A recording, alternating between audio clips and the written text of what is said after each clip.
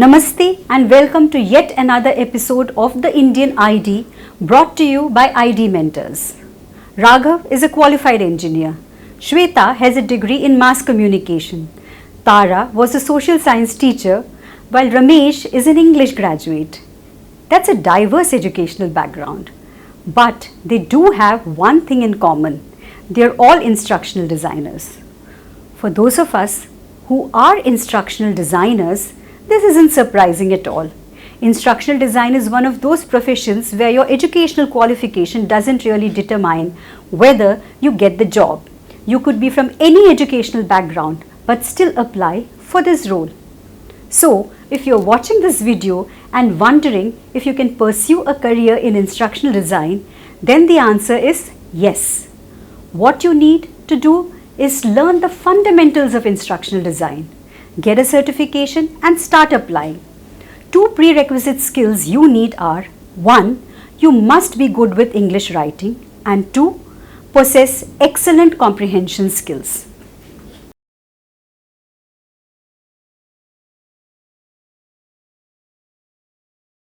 As an instructional designer who is just starting off, you can work in any of the following industries.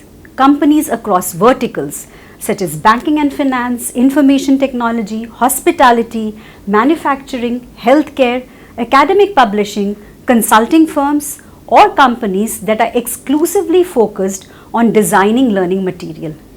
Coming to the second part of the question, how easy is it to get a job as an instructional designer? Well, there's a huge demand for instructional designers, especially in India, and if you demonstrate the right skills, you will easily land a job. Since a major chunk of all learning is being delivered online and self-driven learning is becoming popular, the demand for IDs is only going to increase.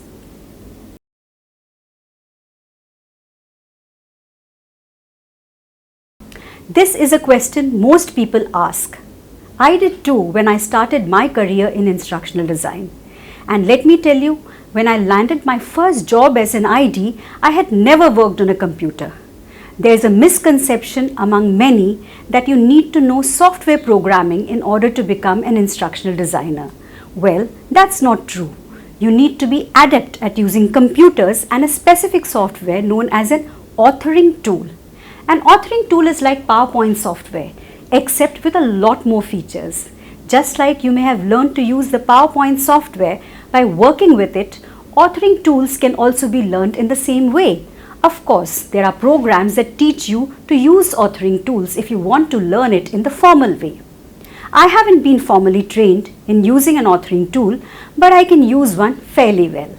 The second technology that you must know and understand is the Learning Management System, or LMS. The LMS software acts as a repository that catalogs all online structured courses, stores records of learners, and tracks course completion status. Our online courses are hosted on an LMS, and when you take one of these, you will get to experience how the LMS functions. Many LMSs come with an inbuilt authoring tool too.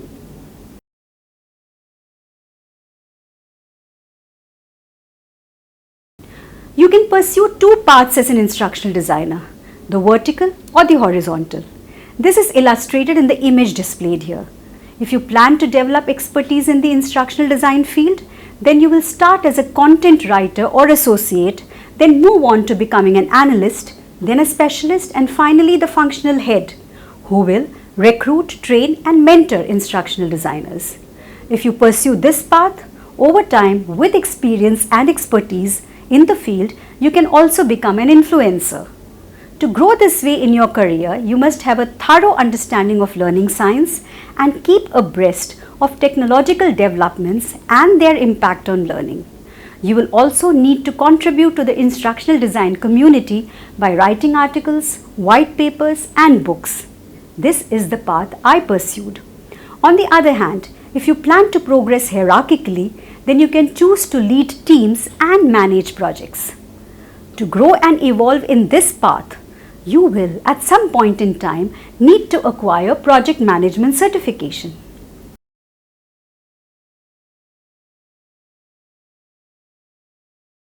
When you pick a certification program in ID, ensure the following. 1. The program is a fine balance of theory and application. Employers look for candidates who can hit the ground running. So the training program must give you an opportunity to create a sample work output. The most basic one is what is known as a storyboard. Remember that knowing a lot of theory will not help you get a job. Study the curriculum carefully to see if the following tasks are covered: organizing content, writing learning outcomes, storyboarding, visualizing, and developing questions. 2. Instructional design skills are best acquired through structured practice under the mentorship of an expert. Check whether the program that you sign up for has this as part of the training process. 3. Instructional design is a vast field and there are more than 100 theories and theorists. Obviously, it's not possible to learn all these at the beginning of your career.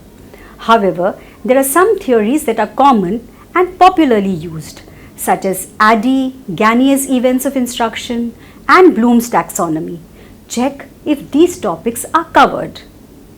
After you have completed the basic certification program, you may enroll for the next level, or if you plan to work right away, build a portfolio and apply for jobs. At this stage, your portfolio should include a few sample storyboards in both the Word document format and the PPT format. Take support and help from your mentor to create the portfolio. If you're interested in learning storyboarding skills, you can check out our Basic ID certification program. Hope you found the video informative. Do share your comments below. Goodbye and have a nice day.